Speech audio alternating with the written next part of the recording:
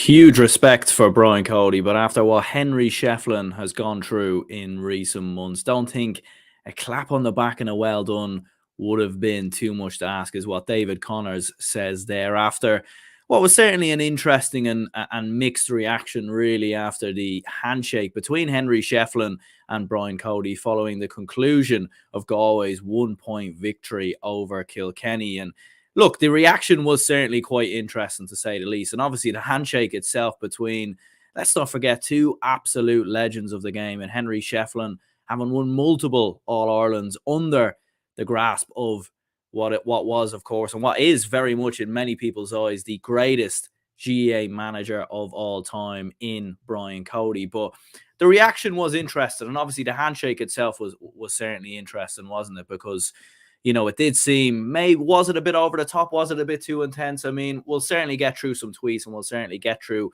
some talking points and discussion as always. And that's obviously what we're here to do here today on GAA Fan TV. My name is Aaron and this is the fan reaction show where we have a look at all the reaction to the weekend's games, all the latest tweets, all the discussion around big talking points. We'll be running through, as I said before, all the reaction to Brian Cody's was it an over-the-top handshake? Was it a little bit, I suppose, disingenuous in some respects after what Henry Shefflin has gone through with, obviously, the tragic death of his brother in recent months?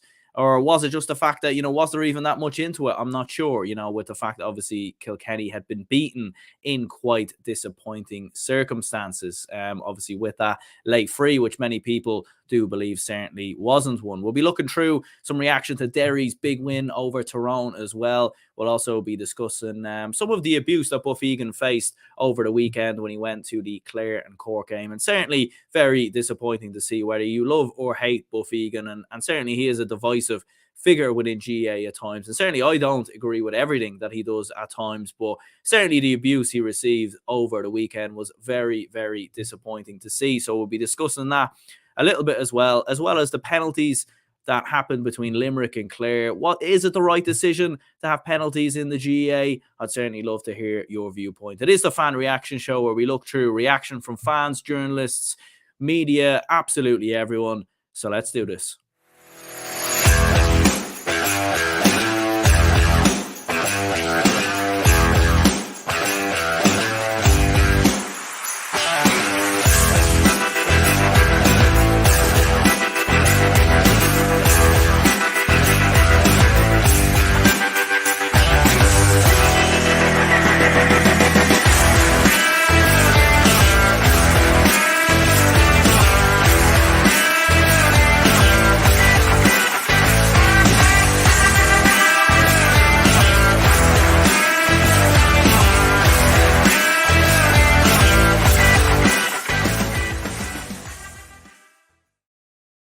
Welcome back to GAA Fan TV. My name is Aaron. As I said before, this is the fan reaction show where we look through some of your tweets from the weekend. We look at what fans have been saying after the weekend's big actions, big talking points, big moments across both football and hurling, as well as looking at ex-players, journalists, absolutely everyone. And certainly the big talking point of the week was, of course, as we were saying there before, the handshake between Henry Shefflin and Brian Cody. To be honest, for myself personally, I don't quite, think it was as bad as what people were saying. I think, when you look at the manner of obviously the defeat for Kilkenny, you look at the rivalry that is between Galway and Kilkenny down the years, I think Brian Cody was just very infuriated at that moment in time in terms of the way of the result. I don't think he meant any due course to Henry Shefflin. I don't think he was being disingenuous or being over the top as what people have said. But it certainly has been an interesting reaction, and maybe it does bring through some viewpoints, certainly. But what we'll actually do is, first of all, we'll have a look at the video of the handshake,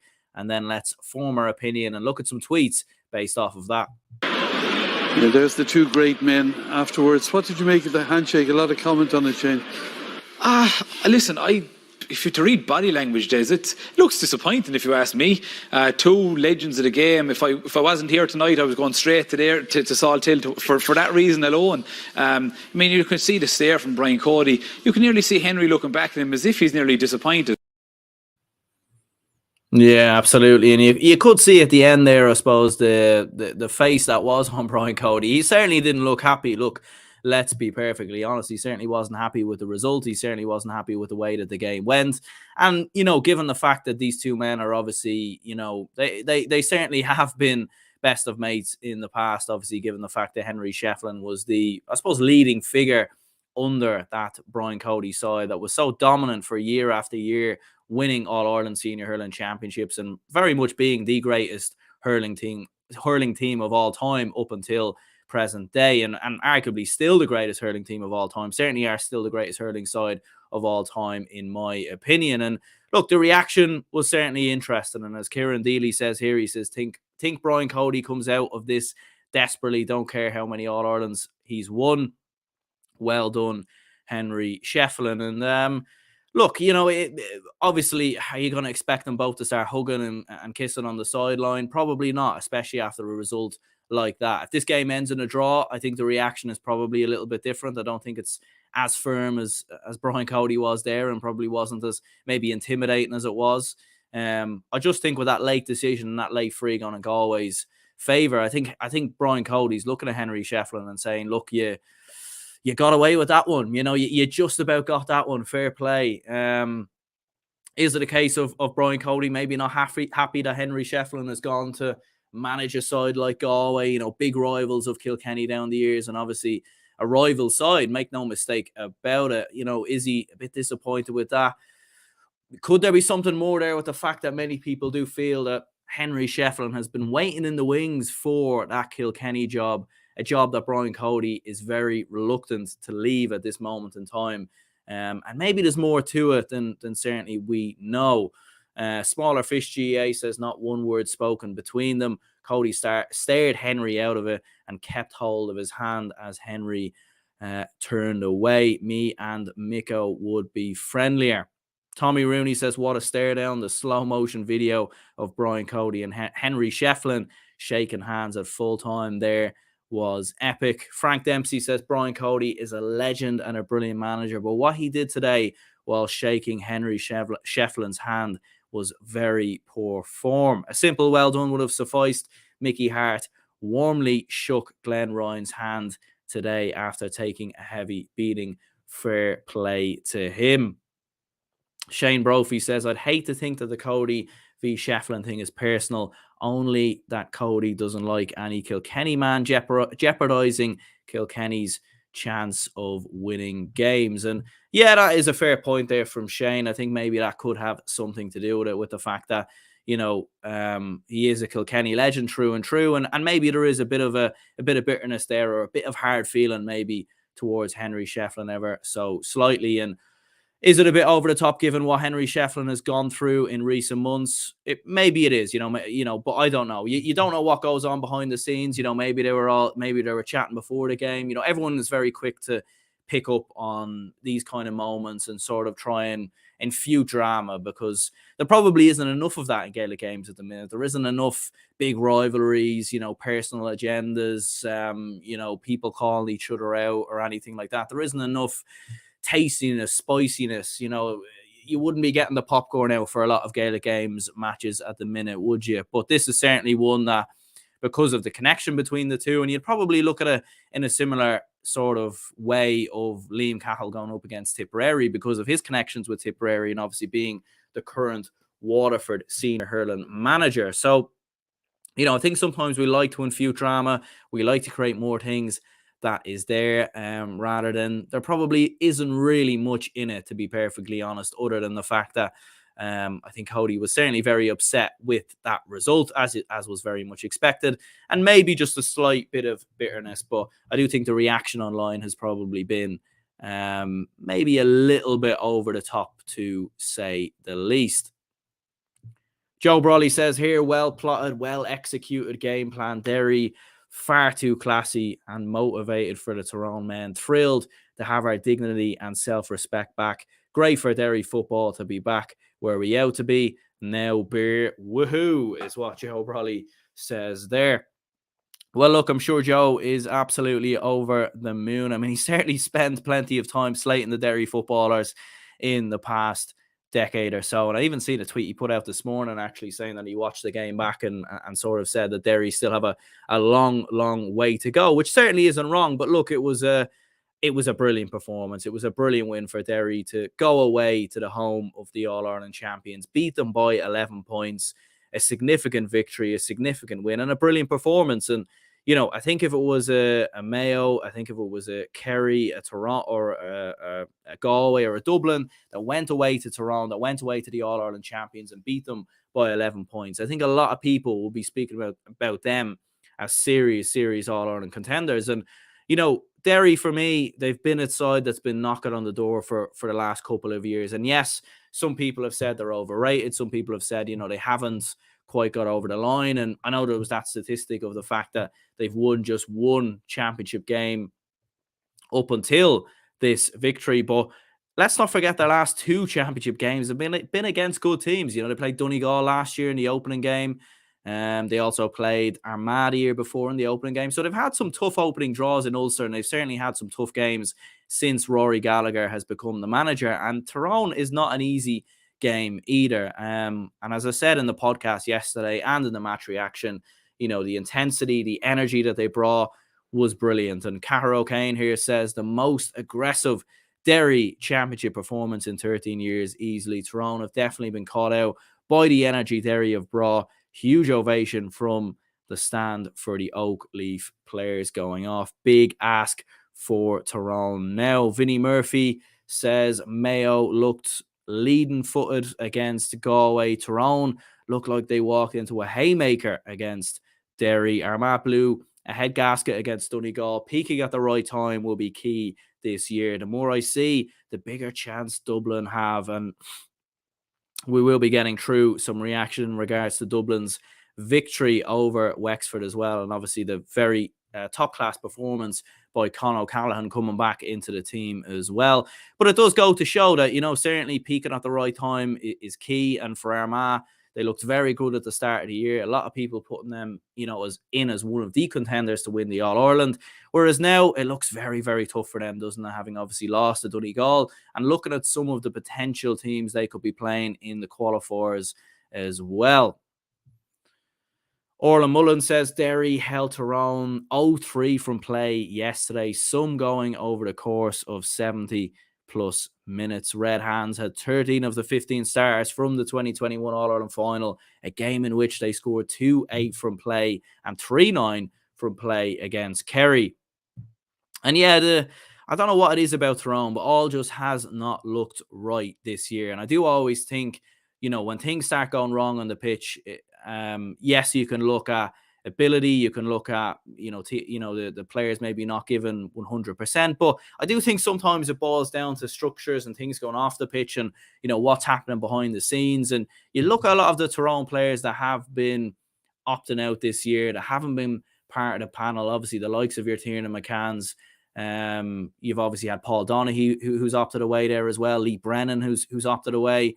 A lot of players not committed to this Tyrone team. And yes, you could say, well, those players aren't starting. But at the same time, why do they not want to have an impact off the bench? If Tyrone are going to be All-Ireland contenders, at least be a part of it, at least be, in the team to help the team when all that could happen is a couple of injuries. You look at the injuries that have happened to Matty Donnelly and Richie Donnelly. There may have been a place on the team or on the pitch for the likes of a Lee Brennan and a Paul Donaghy yesterday. And the fact that those players haven't committed tells me that there is maybe some other things going on behind the scenes that we're not too aware of at the minute. The indiscipline as well. I certainly think there's a bit more to Tyrone's downfall than we think than just the lackluster performances on the pitch. But in saying that, you certainly can't rule them off because we've seen Tyrone come back from the dead in the past. And they're certainly one of those teams that I've learned as a Dublin fan not to write off. Make no mistake about that. Ewan McKenna says here, if I was ranking counties by All-Ireland chances, Kerry at number 1, Dublin at number 2, Mayo 3, Donegal 4, Galway 5, Tyrone 6, Kildare 7, Roscommon 8, Derry 9, Monaghan 10. I'd be curious to know some of your opinions on that power rankings in the comments live or even in the comments down below after the video goes live. I suppose it's an interesting one there. I would definitely have Derry higher than 9 anyway, especially after that big win over Tyrone. I would have Derry ahead of Kildare. Would I have them ahead of Roscommon? It's very tough, isn't it? You know, Derry obviously put in a big performance against Tyrone, but I still think a lot of people would, even at this moment in time, probably feel that Tyrone could progress further into the All-Ireland series than Derry. So it's a tough one, isn't it? You look at Galway at 5. Is that being a bit too generous to Galway, even though they did put up a big victory against Mayo? You know, are Galway a better side than Tyrone? It's an interesting one, and certainly I would not have Dublin at number 2. I would definitely admit that as a Dublin fan at the minute. Look, I think Dublin, you know, it was a big win over Wexford. It was a big performance. And with Dublin's quality and with the players that they have, and with the players obviously coming back from injury in Conor OCallaghan, Owen Merchant, Dublin certainly will be there or thereabouts. I mean, make no mistake about it. With the players that they have, with the quality, with the quality that they have, with what they've achieved in the past, obviously as well, they have that winning mentality that is in, you know, it's in that head there somewhere for a lot of these players. They just need to find it, bring out that belief, and I think they could do something special. But where I would worry about Dublin, as I've said before, is still a couple of defensive issues in there. We're 1 or 2 injuries away from, again, you know, if we lose another Conor OCallaghan or Owen Merchant, or, you know, Dean Rock gets injured, Cormac Costello gets injured, the backup players aren't as good as what it would be for a Kerry, let's say, for example. And that's a worry. That is a worry. And the defensive system as well, the man-to-man system at the back, I think big teams will exploit that. And I even think Meath will have some joy against Dublin because of how attacking Meath are in terms of going forward and how loose Dublin have been defensively. Now, I certainly wouldn't expect Meath to beat Dublin. I would still expect Dublin to put up a big score against Meath and come through that. But saying that, I wouldn't have them at number 2 at this moment in time, put it that way. Kieran OBrien says every team in Ulster have had an eye on Derry this year, so I wouldn't imagine Tyrone underestimated us today. Just think Derry were superior in every department, better from start to finish. Absolute class is what Kieran says there. And I think so. You know, I think there's been a lot of counties on the rise in Ulster in the past, 2 years or so. Some have lived up to expectations, some haven't. Some have delivered, and some haven't. And you know, Derry have been one of those sides that you've probably looked at in the same breath as maybe an Armagh and thought, can they make that big step up? Can they get that big championship win? Can they deliver on the big occasion against the big teams? And Derry done exactly that. And, you know, I know Tyrone were down to 14 men for, you know, the majority of the game, and obviously finished with 13 men with Conor McKenna's late red card. But, you know, Derry were by far the better side, and I think they would have won the game regardless. It might have been a bit closer, you know, it might have been a 2-3 point game, maybe it would have went down to the wire. But I do think that Derry were just slightly, they were just better, you know, more energy around the tackle, breaking with pace as well. That very blanket defense type system from Rory Gallagher. It was actually very sort of reminiscent of when Donegal beat Dublin in 2014. It was very similar, you know, complete ambush, breaking with pace, overlapping runners, you know, physical tackles, just not allowing the opposition team to create many chances as well. And I think that was certainly something that Derry done there. Just a comment coming in here live from Nash Gaming, I think it is there. Says Kildare, I think he means there, could win the Leinster Championship. I mean, look, they will certainly feel that they have a great chance this year, Kildare. Make no mistake about that, because Kildare obviously beat Dublin in the league, as we know. That was a big result in Newbridge and a big scoreline to put up against Louth, a side that some people would have expected to you know, give Kildare a bigger challenge than they did, myself included, and that wasn't the case. Kildare came out very comfortable in the end, 16-point winners. They will have a chance, look, but obviously they need to get past Westmeath first. Dublin need to get past Meath. If it is them two in the final, which a lot of people would expect, I think it will be a spectacle, and I think it will hopefully be the closest Leinster final maybe since 2011 or 2012. We'll have to wait and see, but hopefully it will be a good game. But Kildare, look, they'll go into that game with no fear. They'll go into that game feeling like they've the better players, the better forwards. So it's going to be interesting. It really, really is. Roy Curtis says here, a fully fit Rapturous Con O'Callaghan is a game changer for Dublin. Hugely impressive return to Broadway. As for Fenton, effortlessly, I can't even say that, effortlessly mesmeric. Wexford beat Offaly last week, frustrated Dublin last year, blown away tonight. A vital step forward for Desi Farrell's team. Con O'Donnell says, who said one man doesn't make a team? Con O'Callaghan is the X factor for this Dublin team. What a player. And Bernard Brogan, remember him? He says King Con. And he was certainly very impressed with the performance of Con O'Callaghan, who scored 1-5 against Wexford in the second half, 1-6 in total. Once coming into the game, you can see the difference he makes this Dublin team. He is that out ball from, direct kick passing into that full forward line. He's the man that can, as we very well know, he's a brilliant catcher of a ball, brilliant at turning. Definitely is our marquee forward in this team, in my opinion. And, when he's on it, Dublin rarely play poorly or rarely have a bad game. And, I do think last year he wasn't quite at the races for a lot of last year. Don't know if that was an injury that, recycled into the league this year because he wasn't involved in the league. But, when he's at it, when he's at the top of his game, he really is a top-class player. Make no mistake about that. And it was a big win for Dublin, as we said before. I mean, yes, it was against Wexford, and laddie, we certainly can't get too carried away. But great to see Con O'Callaghan back nonetheless.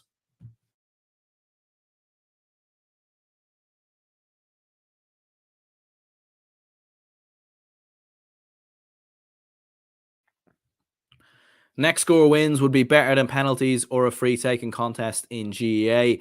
Unlike soccer or rugby, there's a greater frequency of scoring in GAA. You'd likely have a winner inside 5 minutes, says Shane Brophy. And I'll be interested certainly to hear your opinions in regards to penalties in Gaelic football and whether that is the right way to decide a game in Gaelic football. In the past, I've certainly had my reservations about penalties in Gaelic football. To decide a game in terms of a penalty shootout, should it be the right way to decide a game? And in the past, I've certainly said, look, I think replays, for me are what makes Gaelic games a little bit unique to different sports in some respects. I know that you did have replays at times in soccer, obviously in FA Cup games and all the rest, but I think replays for me just add another level of excitement. It's another game. It's another game to preview, another game to look forward to. And from a fan perspective, it's what you want to see because you want to see more games. You want to see more action, more talking points, all the rest. And I think back to a lot of the Dublin and Mayo games that went to replays.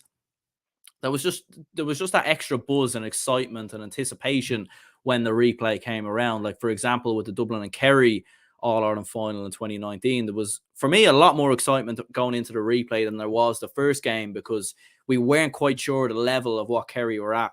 And then when we seen how well they played in the first game, I think there was a lot more buzz, even from a neutral perspective, around the replay. Now, I get it from a player point of view. You want to finish the game on a day, and certainly maybe for some element of fans, like if you were to ask Kerry fans now, going back in hindsight, I'm sure they would have wanted that first game to go to extra time because Dublin were down to 14 men, as we very well know, and maybe would have gone on to win the game. So it's an interesting one. Obviously, with the split season, you can't have too many replays. You need these games to finish on the day, which is understandable. Could you do midweek replays maybe if the games are still level after extra time? Would counties be up for that? Maybe playing a game on a Wednesday night? I don't really know. Obviously, a lot of these players or all of these players are amateur athletes, so you can't quite finish the games or you can't quite do them on midweek because of work commitments and all the rest. So I'm not too sure if that would work. Golden score has obviously been mentioned as an option. I would probably be more in favor of golden score or a free kick-taking competition from the 45 line rather than penalties, because it is, penalties aren't a fundamental skill, I would say, in Gaelic football. The penalties are only given when there's a foul inside the box, So for me, I wouldn't have penalties decide in Gaelic football, but at the same time, it is very exciting. It is very entertaining. And I'd be lying if I sat there and said I wasn't excited when I heard Clare and Limerick went to penalties, because it is interesting. It is exciting. But is it the best way of deciding matches in Gaelic football? I'm not quite so sure. And Sarah Nash says here as well, for a neutral, yes, penalties for a losing team. Nope for the winning team. Yes. Or for a losing team, no. For a winning team, yes, is what he says there. And for a neutral, yes.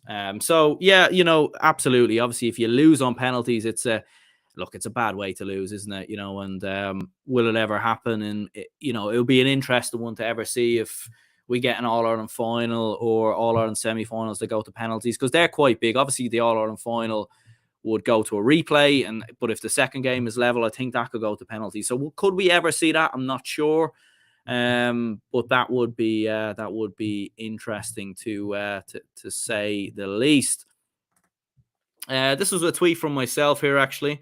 So if you want to go over and follow myself there, it'd be much appreciated on Twitter. But just an interesting topic that we discussed a little bit in the preview show, and obviously in yesterday's podcast a little bit as well. And basically what I was saying here is Monaghan versus Down and Wexford versus Dublin being shown on Sky, when we all know both games as a contest will be over on half-time. Clare versus Limerick and Louth versus Kildare surely would have been better options. And the Monaghan versus Down and Wexford versus Dublin game both were over at half-time, make no mistake about it. Down showed a bit more fight in the second half, but both matches were very much over. I think we all knew the outcome of both games really before a ball was kicked, as well as a half-time. Now look, the Louth versus Kildare game turned out to be a lot more one-sided than people expected, and that game was very much over at half-time as well. Obviously something we wouldn't have known before the game, because I think a lot of people expected Louth to be a lot more competitive than they were. Clare and Limerick was an absolute cracker, as we were saying there, in regards to the penalty shootout, the late drama, and basically everything centered around it. And James Ralston Mooney says here, Limerick 70 minutes away from a first Munster Senior Football Championship since 2010 after their penalty shootout victory over Clare. And I think that was the big thing there, is it's such a big game for either county, a lot on the line for both counties. You had late goals, late points, late drama, and for that game not to be shown on TV, on Sky, instead of the Dublin versus Wexford game, in my opinion, which we all very well knew was going to be as one-sided as it was very disappointing. And I think I just don't understand why the GAA seemed to persist with showing the same teams, the same type of games year in, year out. I know Dublin are a big county in terms of population and in terms of obviously the capital city of Ireland, and maybe they feel that viewing figures, and maybe there's data there that shows that viewing figures will be higher because of the fact that there is more people in Dublin. But I actually disagree. I think the viewing figures would have been a lot higher for a Clare and Limerick game, because how many Wexford fans would have watched that game versus Dublin? Probably not many. Some of them would have tuned in for the opening 20 minutes or so, but I doubt they would have just sat there and watched that entire game. Dublin fans were probably falling asleep watching that at times as well. Well, Dublin were brilliant, so maybe not, but neutrals I don't think would have been too excited by that. But Clare and Limerick, I think everyone would have been tuning in. Everyone really across the country, Gaelic football fans, would have been very, very excited to see that game. And with it going to penalties as well, it just would have added more excitement. So I think the GAA are missing a trick a lot of the time. I think they've missed the trick big time this year in terms of showing games. And it's been no different in the championship, unfortunately. And it wouldn't surprise me in the next couple of weeks if there's a big qualifier game that everyone wants to see. Maybe it's Mayo against Armagh or Tyrone against Louth or something like that, and we won't get to see those games. And that's just the sad reality of it, unfortunately. So yeah. Just in regards to Buff Egan, who was obviously putting out a couple of tweets at the weekend, and he says here, terrible form today, lager louts on tour. I never received personal abuse like in all my days following hurling. You'll never get abuse at underage and league games, only genuine supporters, no lager louts. It shocked me today, the abuse. They're not hurling men, they're villains. And I did want to highlight these tweets here just from Buff Egan, because it's obviously very disappointing when you see, people receiving abuse and receiving online hate and getting bad comments like that, you know, or obviously at the game as well, you know, he was obviously receiving a lot of abuse from Cork fans, apparently from Clare fans as well, which is very surprising considering he is very much an adopted Clare man. He's a Kerry man, but he's, you know, if you watch his Snapchats, his content, you'll know he very much has a very strong passion about the county that is Clare. And look, you know, I don't think you have to agree with Buff Egan all the time, you know, in terms of his views. And certainly sometimes, in my opinion, I wouldn't agree with everything that he says, that he does, and some of his strong opinions that he puts out there. And some of his content can be great. Sometimes maybe it can be a little bit sort of not so great. But at the same time, whether you like his content or not, whether you like his videos or well, he doesn't put videos up, but whether you like what he does on Instagram, on Snapchat, you know, you shouldn't be giving him abuse at games or sort of getting in his face and just acting very cowardly, because, you know, no one really deserves that. And I think it's poor form altogether, in my opinion. And given the coverage that he's given to hurling, to Gaelic games down the years, you know, I think it's disappointing, because, you know, he's gone to games in you know, the back arse of nowhere, in Antrim, Kerry, Cork, Kildare, Clare, you know, absolutely everywhere, in Cork as well. And yes, he might be a divisive opinion, but at the same time, if you don't like what he does, don't watch it. And it's the same sometimes with some of my own videos here on this channel, some of my own content. You know, sometimes you'll get people that don't enjoy them or leave, you know, weird comments or whatever. And it's just like, you know, don't watch the videos then. You know, no one's making you. So, yeah, just wanted to highlight some of that there as well. He also said, I still can't figure why Cork fans turned on me yesterday with abuse. In all fairness, I've given Cork hurling a good bit of coverage down the years. Teams like Canturk, Father O'Neill's, Charleville, Ballygiblin. I thought Cork was a buff stronghold. Obviously not. And yeah, you know, you don't want to be seeing that abuse. And hopefully he comes back stronger from it anyway, because his you know, it's great to see him at games, and some of the coverage he provides at times is absolutely top drawer, make no mistake about it. And whether you like him or not as a personality, you know, you have to appreciate what he has done for the sport of hurling and Gaelic football in general. Sarah Nash also says, do you think there will be another foreign team join the All-Ireland Championship, such as New York and London, in Gaelic football already? Probably not, to be honest, just because there, you know, it never has been that way. It's always just been New York and London. What I would like to see is maybe there be some sort of you know, competition. I know you have the World Gaelic Games and Gaelic Games Europe and those kind of things, and they're obviously competitions that take, you know, place in Crow Park, but they're not, you know, they're not big competitions. They obviously don't have much weight on them or as such in terms of comparing them with, you know, All Ireland Championships or anything like that. But it would be nice to see them sort of do a, you know, some sort of competition between London, New York, maybe Toronto GAA, San Francisco, you know, LA GAA, all these other kind of big clubs abroad. And maybe the winner of that competition then gets to play, you know, your Sligo or your Leitrim in the All Ireland, you know, because at least then teams are getting games, teams are getting momentum. Like, you know, if New York were to win that, which they'd probably be the favourites, you know, if they were to win a sort of competition of all different big sort of cities outside of Ireland, you know, maybe then they'd have a bit of momentum going into a game against a Sligo or a Leitrim, and that could be, you know, a big difference. You know, maybe that could be one of the decisive factors that could get them over the line. But we'll obviously have to wait and see.